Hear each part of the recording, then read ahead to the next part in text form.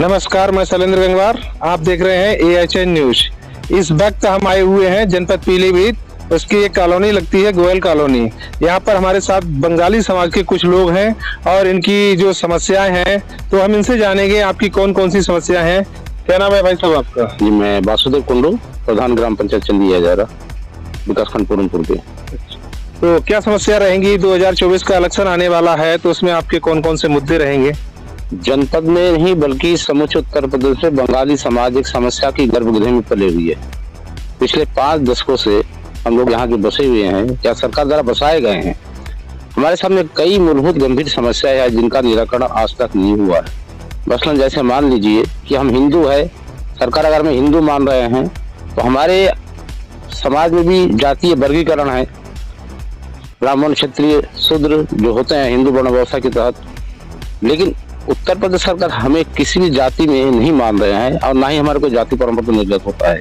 एक तो समस्या ये है। ट्रांस शारदा क्षेत्र में अधिकतर बंगाली गांव जो नौजरिया से लेकर चंदी हजारा तक प्रतिवर्ष शारदा नदी के कटान के शिकार होते हैं। इस साल कम से कम 200-250 का दलहती फसल समेत नदी में कटान कर गया है। 64 दिनों से वहाँ के क्षेत्रवासी भूख हड़ताल पे बैठे हुए हैं। चैनलाइजेशन के लिए बजट स्वीकृत है, वन विभाग से वाइल्ड लाइफ क्लेरेशन न मिलने के कारण काम नहीं हो पा रहा है। 2024 का विजन जहाँ तक है, हम 30 नवंबर को जनपद में अपनी समस्याओं को लेके बंगाली समाज की ओर से विशाल प्रदर्शन करेंगे और जिलाधिकारी को मुख्यमंत्री से संबंधित, प्रधानमंत्री से संबंधित ज्ञापन सौंपेंगे। और जहाँ तक है, बंगाली समाज 2024 का चुनाव का बहिष्कार करेगा, क्योंकि आज तक किसी भी सांसद विधायक ने बंगाली समाज के समस्याओं का समाधान नहीं किया है। इनका केवल राजनीतिक उपयोग किया हमारे वोट बैंकों का। आज तक जो आपका समाधान नहीं हुआ तो इससे पहले आपने कभी इन मुद्दों के लिए उठाया, किसी नेता से बात की? हर चुनाव में, हर जनसभा में, बंगाली बहुल क्षेत्र में हर जनप्रतिनिधि के सामने ये समस्या उठाया जाता है। वहाँ पे हामी भर दिया जाता है।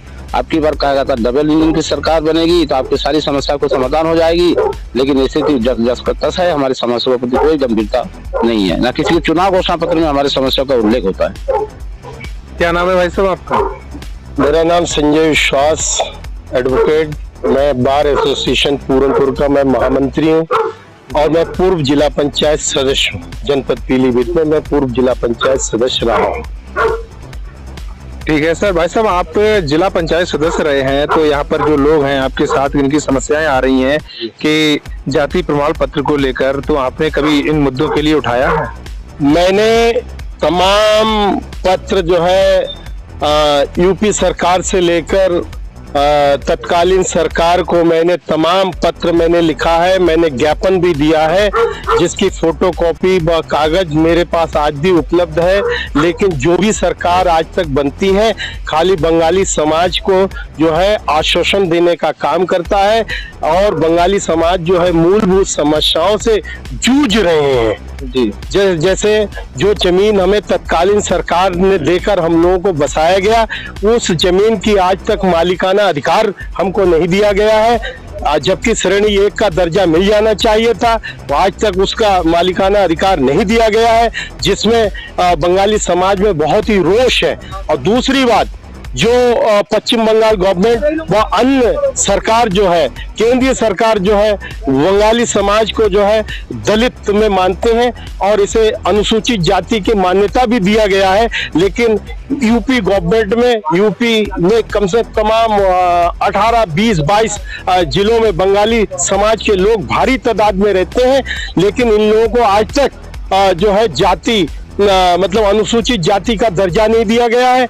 और तीसरी बात, जो ये संपूर्ण उत्तर प्रदेश में जहां जहां बंगाली समाज के लोग मतलब भारी तादाद में रहते हैं, आज तक वहां पर जो बंगला भाषी व बंगला जो है एक सब्जेक्ट के लिए मान्यता देकर वहाँ टीचर, मातृभाषा को जीवित रखने के लिए वहाँ पर टीचर व ऐसी कोई व्यवस्था नहीं की गई है।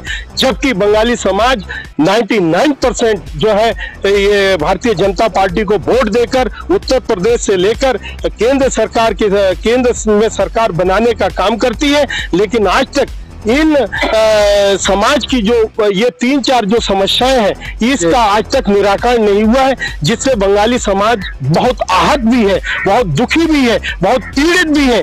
और दूसरी बात, जो ये हमारे शारदा के किनारे जो कॉलोनी बसे हुए हैं, जो तमाम कॉलोनी बसे हुए हैं, हर साल बाढ़ आने पर बहुत सारे कटान होती है, बहुत सारे लोग जो है जमीन घर बार कट के वो बेरोजगार होके मतलब दिल्ली, आपके पंजाब, हरियाणा वहां पर जाकर अपने मजदूरी करते हैं।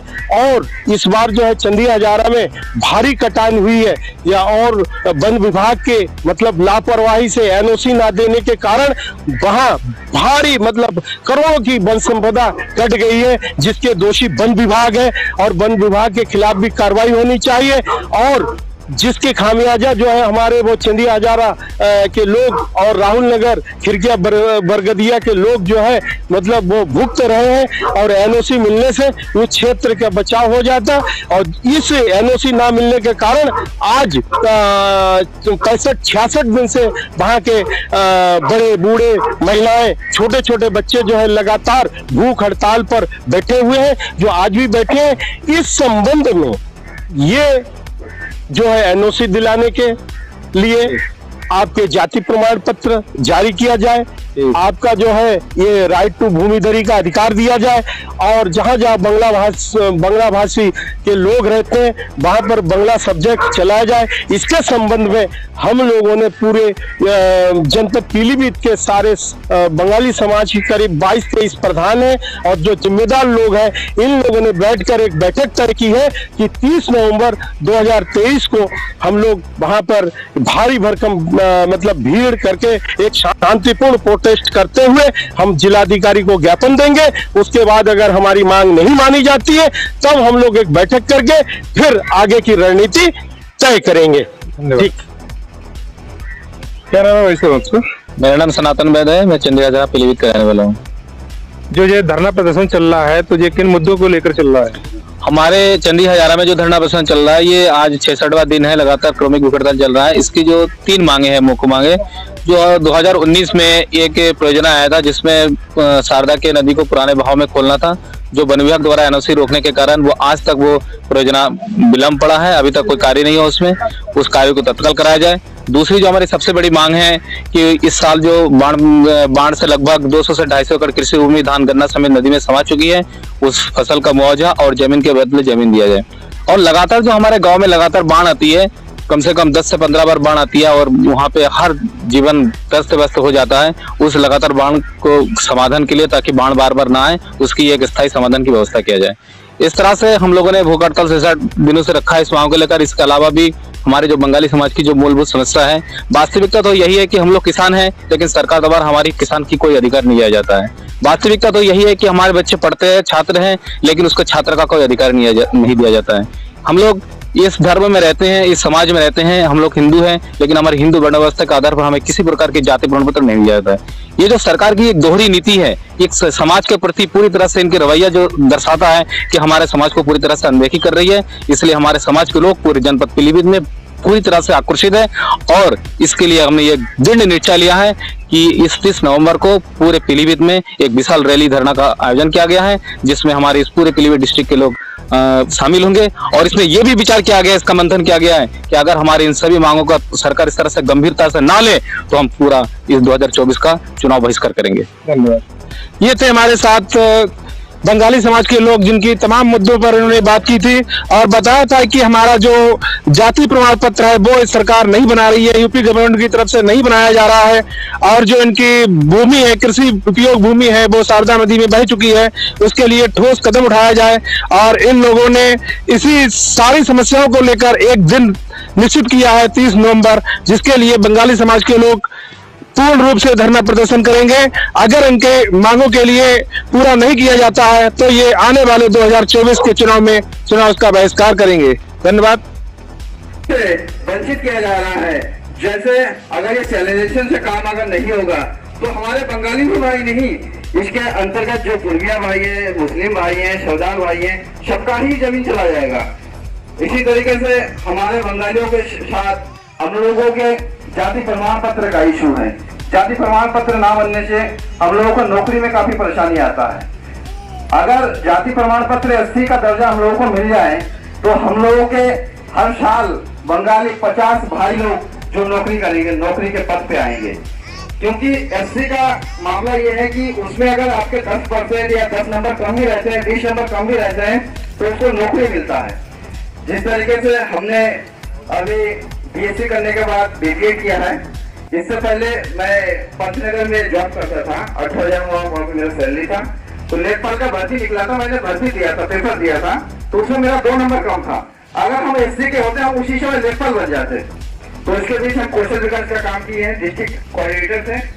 उसके बाद जैसे सारे स्कूल बंद हो गए थे तो हम गांव में बैठे, तो गांव के जनता लोगों ने हमें प्रधान बना दिया। तो इसी तरीके से अगर हम लोग को एससी का दर्जा मिल जाएगा तो इतने काफी सारे भाई लोग हैं जो हमारे तराई क्षेत्र से, चंदे हजारा क्षेत्र से, माला क्षेत्र से कम हर साल 50 भाई लोगों को नौकरी मिलेगा।